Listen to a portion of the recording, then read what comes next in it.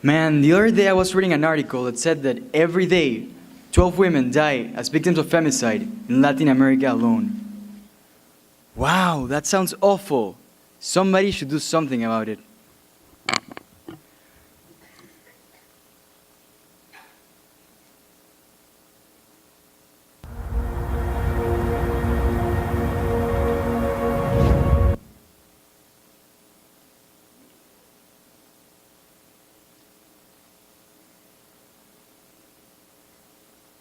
Sorry about that, but you already just saw like all of my slides. All right. I can safely bet, with basically no fear of losing my money, that you've either had at least one conversation like this or overheard one at some point in your life.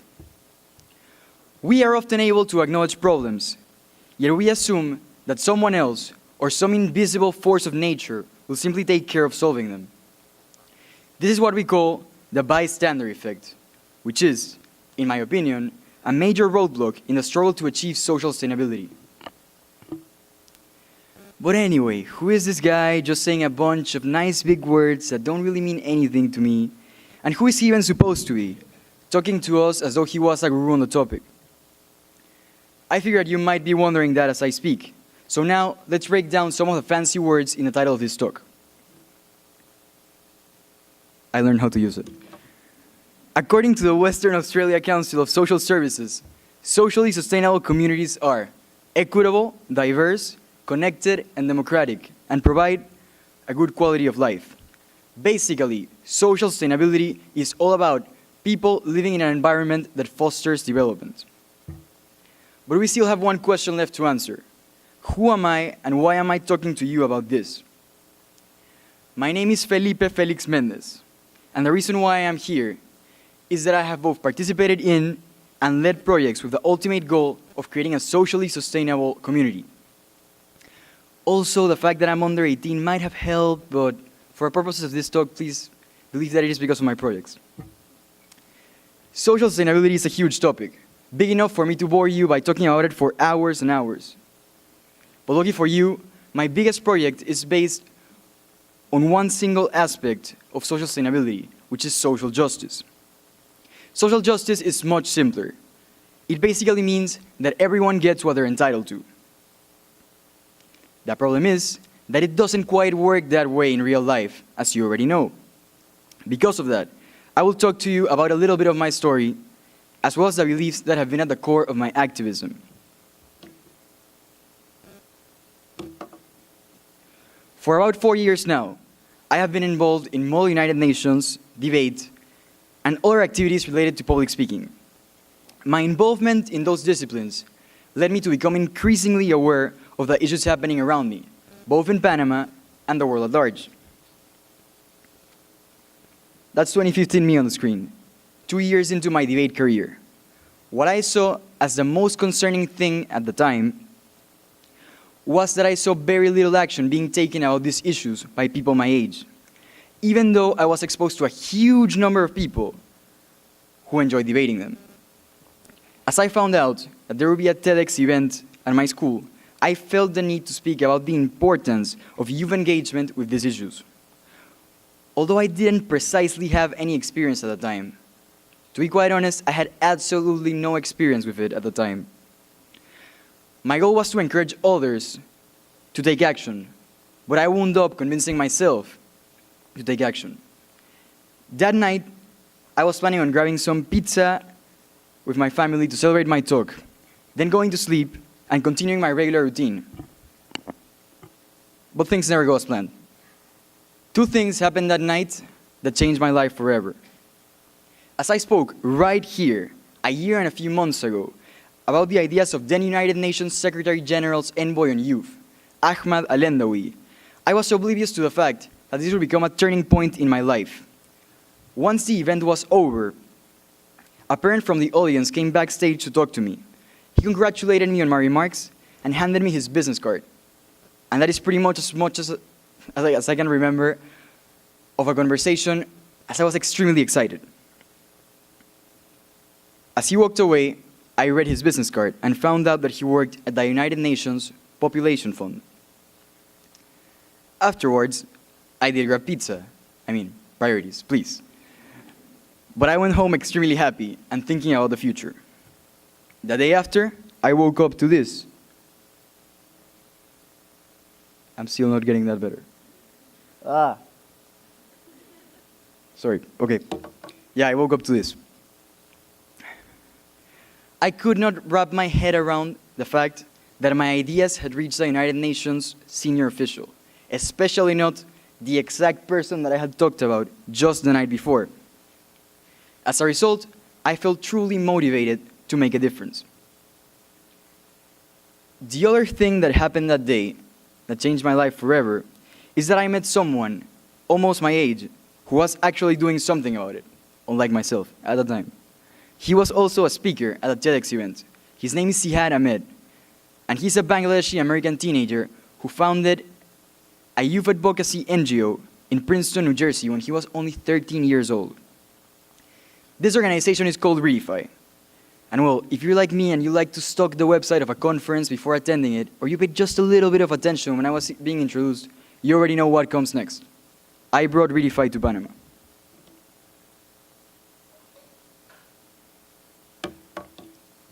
This is the birth of the Panamanian chapter of Redify, our tiny piece of a global network of young social justice activists. Now, at this point, I want to move into a deeper discussion of the context in which we have worked in, the Panamanian society. On the screen, you can see some of the first things that come to mind when you hear the word Panama: the Panama Canal and our national flag. To many, the Panama Canal is a symbol of diversity, and it is key to understand that the history of Panama as a republic has been marked by its multicultural society. You should also know that there is not really much of an archetype as to how a Panamanian should look like. Although there is no reliable and up-to-date study about the ethnical distribution of Panama, the population is widely considered to be almost evenly divided among three groups: people of predominantly African descent, people of predominantly indigenous descent, and lastly, people of predominantly European descent. Even considering the fact that we have so much diversity in our population, Panama has not been exempt to the rise of nationalism and xenophobia in the recent years. This is one of the main problems that we have addressed in Redify, along with discrimination towards people of non-binary genders, sexism, religious discrimination, discrimination based on disabilities, and many others.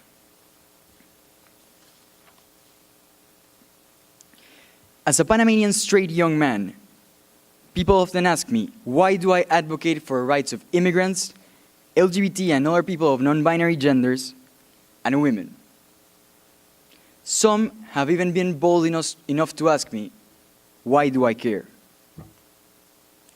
I believe that the reason why it has been that direction of my activism is accurately described by Benjamin Franklin, founding father of the United States.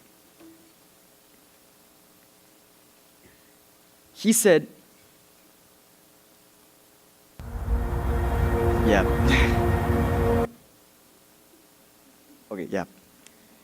He said that justice will not be served until those who are unaffected are as outraged as those who are. I believe that this goes back to the conversation that I simulated at the beginning of this talk. Even when we successfully identify issues, we tend to assume that someone else will take care of solving them, especially when these issues do not seem to affect us directly, like some would like to say. When we fail to speak up and/or take action about these issues, we become accomplices. We become a part of the problem. It is imperative for all of us to understand that remaining silent has the same effect as condoning these hateful acts. People who believe that the pursuit of social justice is ridiculous, people who are convinced that if they ignore a problem for long enough, it will disappear, do not understand the initiative of Redify. In case that you're still convinced that the issues that we address are not real issues, I hope that I can change your mind with the following video. Yes, finally we're going to see the video.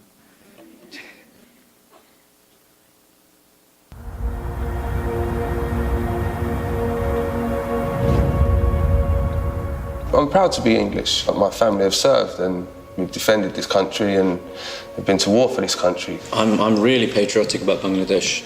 Well, I am 100% Icelandic, yeah, definitely. This is a Kurdish wedding with my mom in the traditional Kurdish clothes. We're just proud black, so that's it. Yeah, I think we are probably the best country in the world, if I'm honest. Think about other countries and other nationalities in the world. Are there any that you don't feel you get on with well, or you won't like particularly? Germany. Yeah, I'm not a fan of the Germans. You might think they're a little bit... Particularly India and Pakistan, probably, because of the whole, the conflict. Because I have this side of me that's like, that hates Turkish people. Not people, but the government. But French? No. We're just best, it's just fact. I'm more important than you.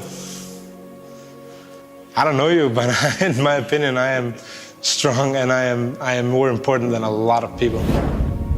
How would you feel about taking a journey based on your DNA?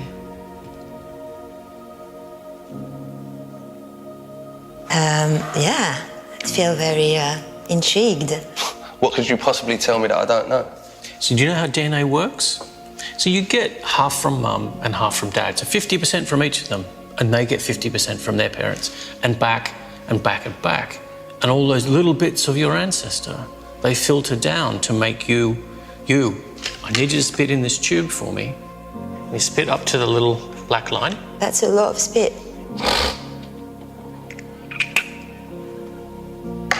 Right, the story of you is in that tube. What's it gonna tell me? It's gonna be, oh yeah, you're French, and wait, your grandparents are French, and wait. 100% Bengali. Solid Iraqi. I'm Cuban. You're gonna tell me that I'm English, like I've told you.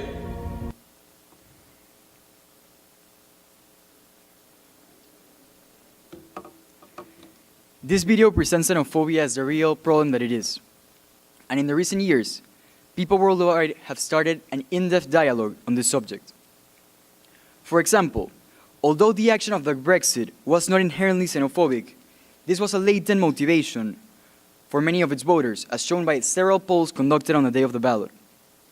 To clarify, I am very aware of the fact that there are several social and economic issues that prompted the British to leave the European Union. And I do not intend to undermine neither the democratic will of the British people nor the validity of this conglomerate of issues. However, the point that I do want to make is that a considerable number of people admitted to having voted solely based on an anti-immigrant sentiment. In the aftermath of the vote, the United Nations High Commissioner for Human Rights made statements about the concerning figures of hate crimes and xenophobic attacks. Going back to a point that I introduced earlier, Panama is not an exception to these rising anti-immigrant tensions throughout the world. In times of uncertainty, we have also made the mistake of uniting against those who look or behave differently, rather than uniting around a common ground, around a common goal. In the last few years, Panama has received an influx of Venezuelan immigrants, which were estimated to amount to about 300,000 living in the country as of 2016, according to La Estrella de Panama. To put this number into perspective, this would be roughly 7.5% of the Panamanian population. Now, as you might figure, when you're trying to drive significant change, you will most certainly encounter opposition. Some of the most repeating criticism that we have got as an organization is because of our struggle against xenophobia, as our detractors tend to believe that our position relies merely on emotion, and they claim that immigration has negative effects on Panamanian labor. Heads up, this is where I get technical. Let's break down the statement that foreigners harm the Panamanian economy by breaking down the label foreigner into two major groups: foreign labor and foreign investors. In order to make a distinction between my opinion and the opinion of experts, I will now introduce an excerpt from Shifting Gears, a growth diagnostic of Panama, a report published by experts from the for International Development at Harvard University. In regards to foreign labor, it states, and I quote, "As registered by censuses, immigrants tend to be more entrepreneurs than native workers, and the inflow of high-skilled migrants is associated with higher salaries for Panamanians working on the same industry province. The latter is a clear signal that the skills brought by migrants are complementary, not substitutes, to that of the Panamanians." Now, with regards to foreign investors, what I'd like to say is based on an economic indicator known as a foreign direct investment. In 2015, foreign direct investment made up 14% of the gross domestic product of Panama. This money becomes the salaries of thousands of Panamanians, meaning that it actually brings about huge benefits for the locals.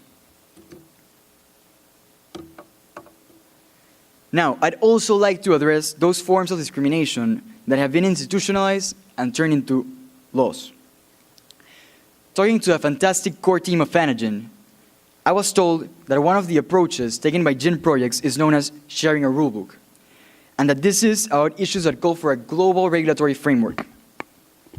What I want to show you now is an excerpt of a decree that was in effect in Panama for 59 years, between 1949 until just recently, in 2008, when it was abolished. This decree, well, an excerpt of this decree states as follows: "Clandestine prostitution, pimping, sodomy, and any vice of sexual degeneration will be sanctioned with the penalties that follow." Simply put, what this decree meant was that homosexual acts were punishable by up to a year in jail throughout 59 years of Panamanian history. Some might ask why this is relevant, especially taking into account that it probably wasn't enforced strictly. The reason why I believe this to be so important is very simple. The laws of society are no less than its rules of engagement, and they are supposed to represent the democratic consensus of its people. The way I see it, as long as we have ideas like this embedded into our bodies of law, we will be sending the wrong message. A message that insinuates that we hold these beliefs to be true. And I'd like to clarify that I am not showing you this because I want to put the worst of my country in display out of a desire to undermine Panama. But I am showing you this because I acknowledge that if there is something that we can learn from post-World War II Germany, that is that humanity must be able to analyze its history and initiate a journey of self-criticism. Chances are that most likely all of our societies have allowed something to happen that we now regret. For instance, remember that slavery was legal for hundreds of years. I'd like to ask you, did the people that our predecessors used to enslave acquire human features suddenly at the time of the Civil Rights Movement? Of course not. They were always human beings, but our laws did not always recognize them as such. If you think about it, slavery would still exist and be legal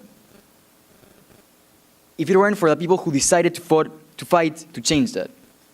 Similarly, the Holocaust could have been much more deadly if it wasn't for the actions of people like Oskar Schindler and other people who were not Jews but decided to make it right for as many people as they could.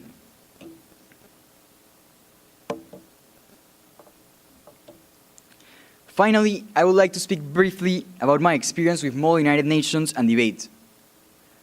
My choice to embrace these disciplines, along with Redefine Panama, responds to a desire that I have tried to convey throughout this speech. My desire to start a conversation about the issues that affect us. The first years of my MUN career, I spent them mostly as a delegate, because I believed that the only way that I could make a change was by speaking up. However, later on, I came to understand that listening and creating opportunities for others to speak is also crucial. And that is when I started to get involved in chairing and organizing conferences, as you can see on the pictures. I also began to try to push my boundaries beyond Panama in order to meet people who had different opinions or who were from different parts of the world. This journey has allowed me to meet people, young people from all over the world. And you might be surprised to hear this, but I have concluded that us young people, regardless of where we come from, we have so much in common. And I have hopes that our generation has a sense of righteousness and justice that will lead us to make a difference. It's been a while since I showed you that previous first clip. So I would like to show you how the story ended. What happened when the people who claimed to be 100% sure of their nationality looked at their DNA results. Let's see what happened.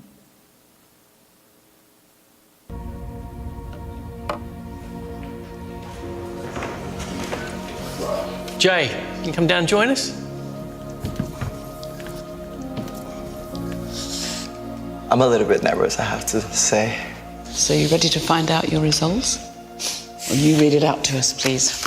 Wow, look at me.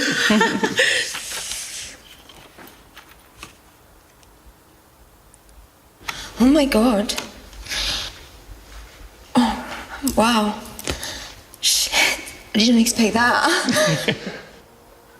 All of them. Whoa!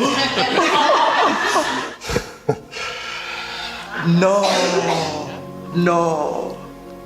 Caucasus, which was Turkish? Yeah. Eastern Europe, Spain, Portugal, Italy, Greece. I'm 32% British. What? Great Britain, 30%. Can we 5% German? I'm Irish. Yeah. So I'm a Muslim Jew. Great Britain, 11%. Are you sure these results are mine? Eastern Europe? Iceland has definitely moved closer to Europe now. I'm gonna go a bit far right now, but this should be compulsory. There would be no such thing as like extremism in the world if people knew their heritage like that. Like, who would be stupid enough to think of such thing as like a pure race? In a way, we're all kind of cousins, in a broad sense. In a much more direct sense, you have a cousin in this room. Turn around and guess who it is.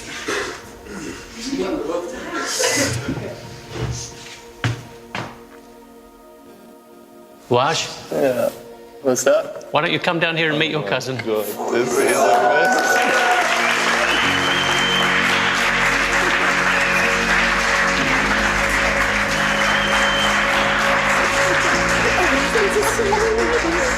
Did you know that? I didn't know I did. This is like, my heart's pounding right now, I swear to God.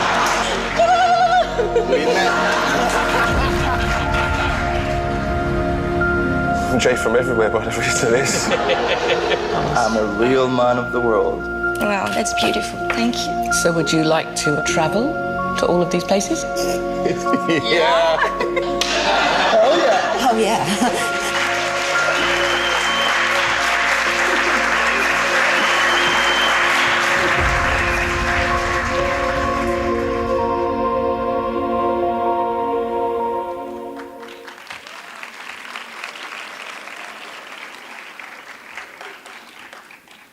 This is like the 20th time that I watch it and I still get chills. Anyways, let's bring all of these ideas back together. If you can only remember one thing about this speech, I'd like that to be this key takeaway. As of now, social sustainability is a dream. It seems to be unattainable. But the only reason why that last statement is true is because not enough people have committed to changing that. And we are all responsible. We all share the responsibility to build a sustainable society, and the youth is absolutely no exception. As I get off the stage, I'd like you to think about what you can do to enhance your contribution to social sustainability. Maybe all you have to do is to stop thinking about your projects as just gen projects and think about what are the greatest things that they can become. Remember that changing the life of one person by providing an education, or perhaps a family by bringing water to their home, or perhaps just a small community by building a hospital, are all steps in the right direction. Once we all agree that we want to move in that direction, we will turn the dream of social sustainability into a goal for humanity. Thank you very much. I wish you an extremely fruitful conference.